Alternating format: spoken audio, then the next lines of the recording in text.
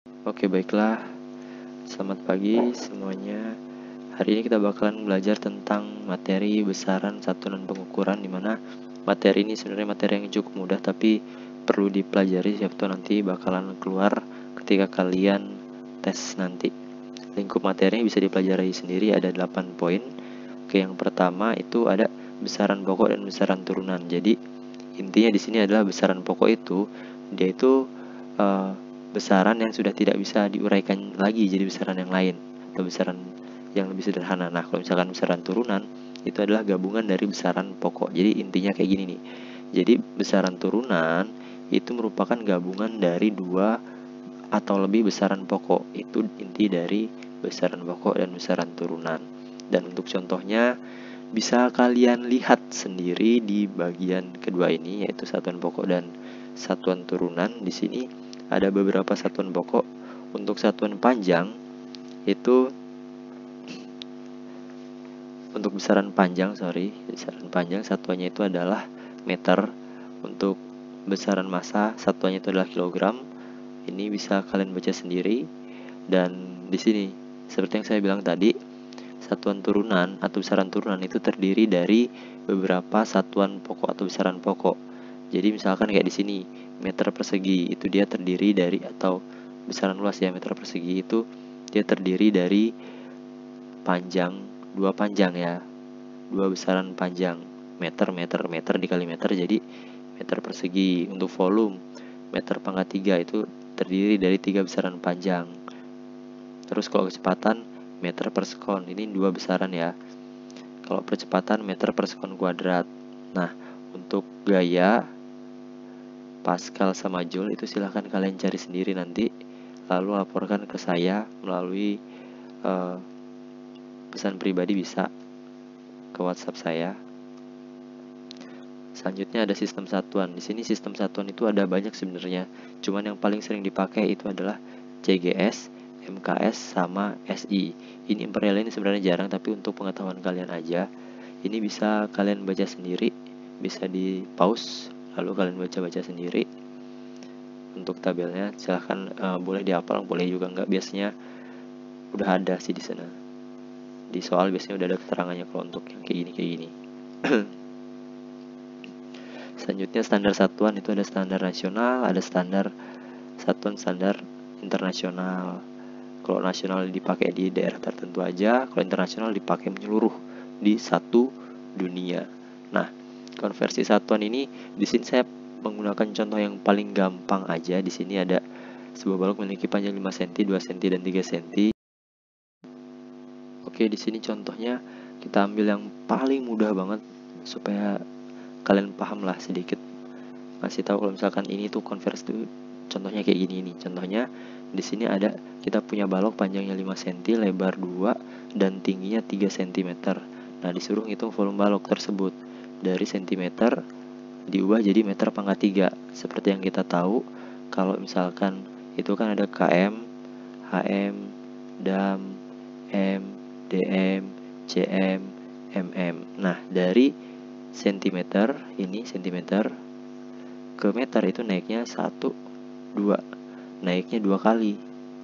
Berarti nanti ada 2. Pertama kita ubah dulu dia jadi meter, atau bisa juga nanti di akhir kita ubah dia jadi meter. Nah, saya pakai cara kedua, di akhir dia diganti jadi meter. Oke. Pertama kita kalikan aja semua, karena volume itu kan dikaliin semua. 5 cm dikali 2 cm dikali 3 cm sama dengan 30 cm pangkat 3. Nah, ini kan 2, naiknya 2. Karena di sini meter pangkat 3, berarti dia kali 3, 6. Berarti 30 kita buat aja di sini 0, buat terserah aja 0 yang banyak di depannya. Nah, ntar kita pengen ubah dari senti ini jadi meter pangkat 3. Karena tadi dia naik 2 kali dan ini pangkat 3, jadi kita kalikan 3. Jadi ada 6 kali. 6 kali berarti di sini naiknya 6 kali. 1, 2, 3, 4, 5, 6. Oke. Jadi di sini tinggal 0,00003. 0 di belakang digit ini terakhir ini 3, Gak usah ditulis gak apa-apa, kalau mau ditulis juga gak masalah. Meter pangkat 3. Jadi hasilnya adalah 0,00003 meter kubik atau meter pangkat 3. Ini yang gampang banget, nggak keluar sih, kayaknya nggak mungkin keluar juga, tapi buat contoh aja untuk teknik konversi satuan. Nah, selanjutnya di sini ada alat ukur dasar, itu mistar.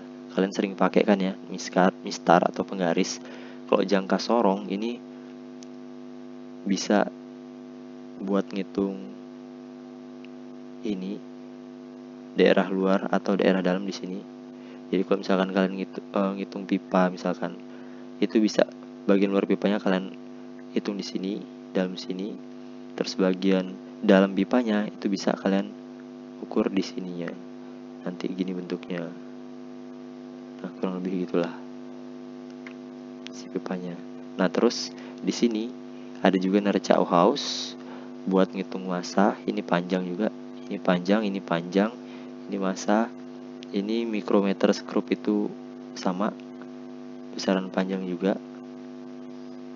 Stopwatch itu waktu, termometer suhu, ampermeter dan voltmeter untuk ampere sama voltase. Nah, terus di sini selanjutnya kita bakalan bahas tentang alat ukur dasar. Nah, kalau untuk alat ukur dasar mistar ini gampang banget ya. Tinggal kalian hitung aja dulu. Ini pernah keluar satu kali tentang kayak gini. Jadi penggaris patah ya bilangnya, ini kan patah nih. Itu dia suruh ngitung berapakah panjang benda atau panjang dari X ke Y, kayak gitu, berapa senti. Ini soal yang mudah di USN termasuk ya. Jadi kalian tinggal hitung aja di sini. Saat yang gampang ya, kalian hitung dari ini aja nih. Nah, 1, 2, 3, 4, 4,5. Di sini kan masih ada 2, 4,67. Di sini masih ada 2 juga yang belum kita hitung tadi, 89, berarti 4,9 cm beres ya. Nah, terus di sini ada jangka sorong. Jangka sorong itu terdiri dari 2 skala. Di sini ada skala utama, di sini ada skala nonius namanya. Nah, kalau kita perbesar, ini bentuknya kayak gini. Gimana cara ngitungnya? Nah, cara itu gampang banget. Pertama, kalian cek nih di sini nolnya ada di berapa. Di sini kan 5 nih. 5,5 karena di sini 6 kan ya. Berarti di sini 5,5. 5,5, 5,6, 5,7. Berarti di sini 5,7. Tulis aja 5,7. Nah, di sini ada yang lebih kecil lagi, 0,0 sekian ya. Di sini tuh. Di sini 0,0 X kita bilang lah ya. X-nya itu tergantung dari sini. X. Nah, ini kalian cari yang dia lurus pas. Kalau ini kan nggak ada lurusnya, ini nggak ada lurusnya. Ini hampir lurus nih.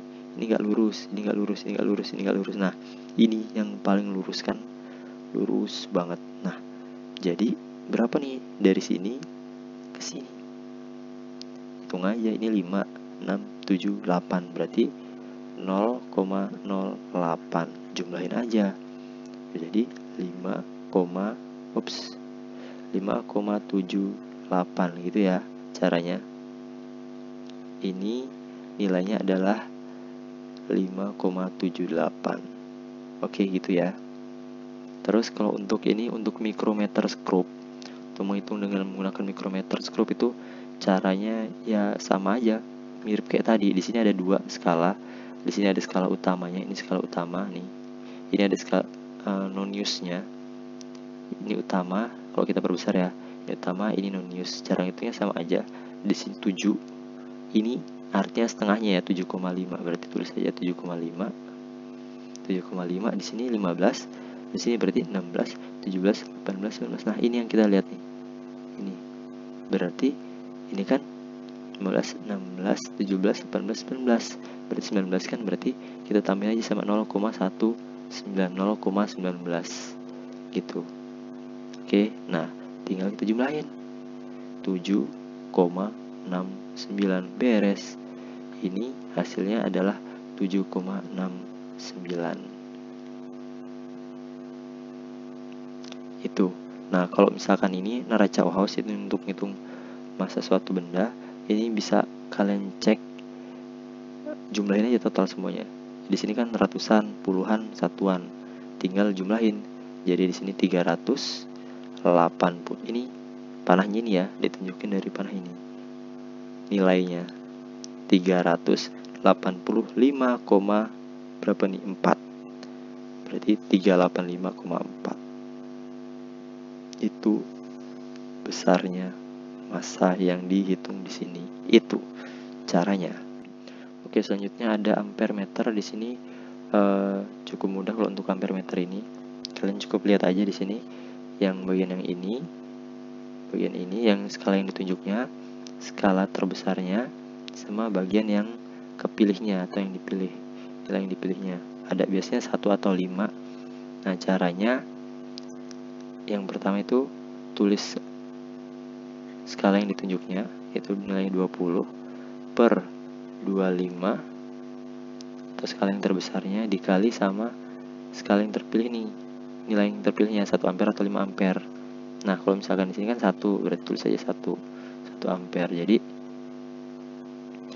ini sama aja kayak 20 per 25. Ini sama-sama kita bagi 5 jadi 4 per 5, atau sama dengan 4 bagi 5 itu adalah 0,8 ampere. Ini nilainya untuk ampere meter ini. Nah, selanjutnya ada alat ukur dasar berupa termometer untuk mengukur suhu seperti yang kalian tahu. Jadi termometer itu ada banyak banget jenisnya. Ada Celsius, ada Fahrenheit, ada Kelvin, ada Reaumur. Nah, untuk Celsius itu titik beku air di sini. Kita kalau untuk termometer itu patokannya adalah titik beku dan titik didihnya ya. Kalau Celsius titik bekunya itu adalah di 0, titik didihnya di 100, Fahrenheit 32, titik didihnya adalah 212, ini Kelvin 373, kalau bekunya 273, Reaumur 80 derajat titik didihnya, bekunya adalah 0 derajat. Nah, di sini kita bisa lihat perbandingan, kita tarik semua nilainya ke 0 ya. Jadi 32 ini kita buat 0, caranya dengan kita kurangin 32, di sini juga sama, kita kurangin 32, 212 kurang 32 itu sama dengan 180. Terus di sini 273 kita tarik ke bawah jadi minus 273. Di sini supaya jadi 0 ya, supaya jadi 0 di sini juga. Nah, ini juga sama, kita kurangin dengan 273, hasilnya jadi 100. Jadi di sini kita bisa lihat nilai terbesarnya ya. Di atasnya di sini nilai terbesarnya adalah 100. Di sini 180 untuk Fahrenheit. Kelvin itu adalah di 100 juga. Kita lihat yang ininya. Reaumur itu adalah 80 karena udah 0 kan ya. Sama-sama kita hilangin nolnya yang paling belakang, kita bagi 10.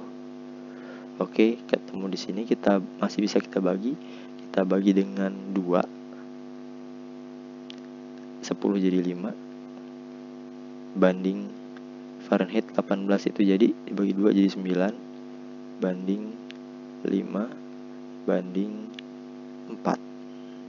Ini perbandingan untuk Celsius, Fahrenheit, Kelvin, dan Reaumur. Tapi jangan lupa tadi kita kan ngambilnya 0 di sini.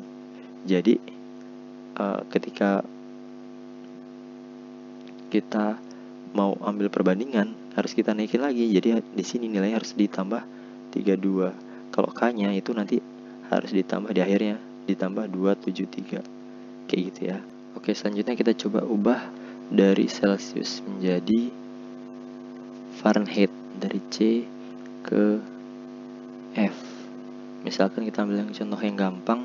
Di sini 10 derajat Celsius berapa derajat Fahrenheit. Jadi misalkan kayak gini. Kita ingat-ingat lagi perbandingannya di sini. Celsius tadi 5, Fahrenheit itu 9, Kelvin itu 5, Reaumur itu adalah 4. Oke. Rumusnya sama, C per F sama dengan C per F. Nah, tadi di sini itu C-nya adalah 5 per F-nya itu adalah Fahrenheit-nya 9 sama dengan di sini 10 per F. Oke, gitu. Jadi di sini 5F kita kalikan 5F sama dengan 90, F-nya sama dengan berapa? 18 gitu ya. Nah, ingat di sini tadi F-nya itu kan 9 ini nilai yang sudah kita turunkan ya.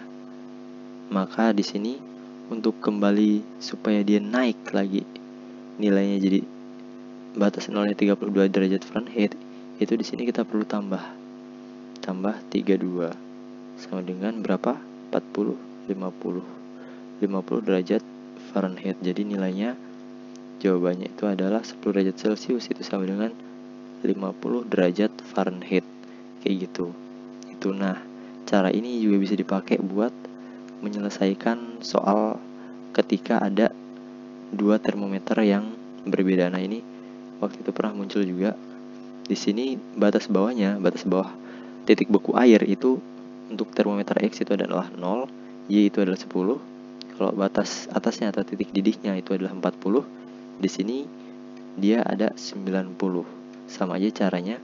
Kita buat perbandingan dulu. Di sini perbandingannya 40 kurang 0 itu kan 40, tepan sama. Kita ambil. Nah, kalau di sini 10. Berarti kita harus kurangi dulu dia dengan 10. Berarti dia 80. Kita bandingkan, jadi di sini sama-sama dibagi 40. 1 banding 2. Jadi kalau misalkan di sini kita punya nilai 10 misalkan yang gampang, berarti 1/2 sama dengan jangan gini, kita pakai cara yang tadi, X per Y sama dengan X per Y ya. Ini yang perbandingannya, ini yang diketahuinya, berarti 1/2 sama dengan yang diketahui tadi, X nya itu adalah 10 ya. 10 per berapa tadi? Y, karena dicari ya, berarti Y sama dengan 20. Belum sampai di sini tapi ya, ingat tadi kita kurangi dengan 10. Maka kalau misalkan kita mau dia supaya sesuai di sini 10, kalau udah kita kurangi tadi 10, berarti kita harus tambah 10 di sini. Tambah 10. Jadi nilainya itu adalah 30 derajat Y. Jadi kalau misalkan di sini itu nilainya adalah 10, maka di sini adalah 30 derajat Y. Kayak gitu. Ini pernah keluar dulu waktu OSN tahun berapa saya lupa, tapi pernah keluar. Selanjutnya itu ketidakpastian hasil pengukuran ini bisa dibaca. Jadi namanya alat ukur pasti punya keterbatasan. Keterbatasannya itu bisa dari alat ukur itu tersendiri atau pengamatnya, atau bahkan kondisi lingkungan. Bisa dibaca sendiri, bisa di pause, dibaca sendiri. Terus di sini penerapan besaran dan satuan dalam pengukuran pertumbuhan dan variabel fisiologis pada makhluk hidup.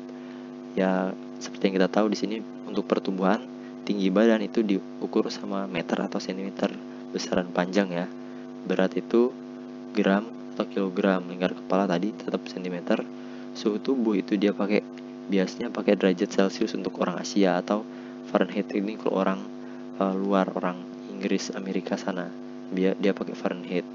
Kalau tekanan darah milimeter Hg, detak jantung beat per minute, laju pernapasan itu RPM. Itu ini jarang keluar sih, tapi bagusnya kalian tahu. Itu aja. Oke, sekian untuk hari ini. Silahkan nanti ada soal dan kuis dikerjakan dan dikirim ke kontak pribadi saya. Oke, terima kasih. Selamat berjuang.